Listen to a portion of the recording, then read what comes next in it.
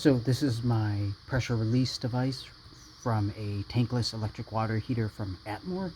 And as you can see, when I was taking this out to see if there was anything in here, this actually fell out. And I would later then put this back in, and the internal circuit breaker would trip again. So this is how you put it back in.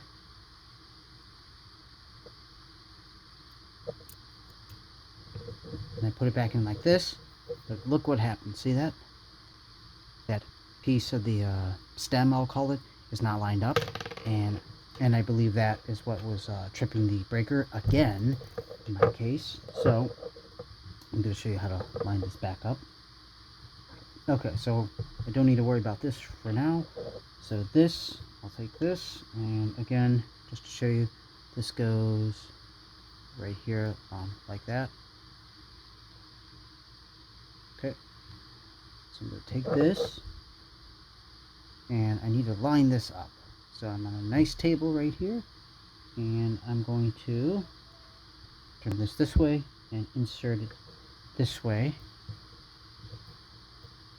Now this is the hard part.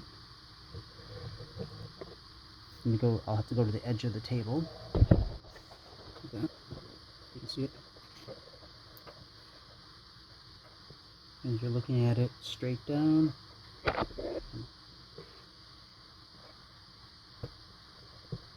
think it's straight, but now I need to push it up. Yep, see, got it. Once that's in like that,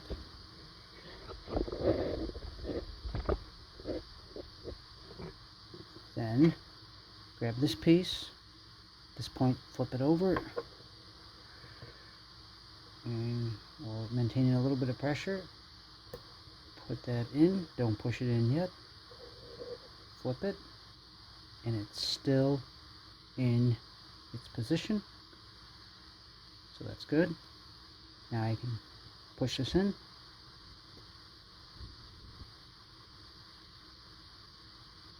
Okay.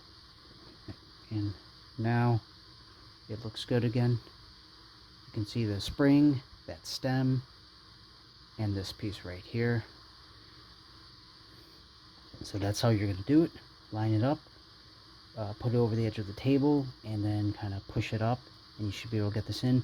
And then of course put some pipe thread around here, and then screw it to your pipe fittings, and you should be good to go again. And make sure, of course, if this is the electric tankless Atmor water heater, make sure you hit the internal circuit breaker because it trips, so you got to press it again so it's not tripped anymore.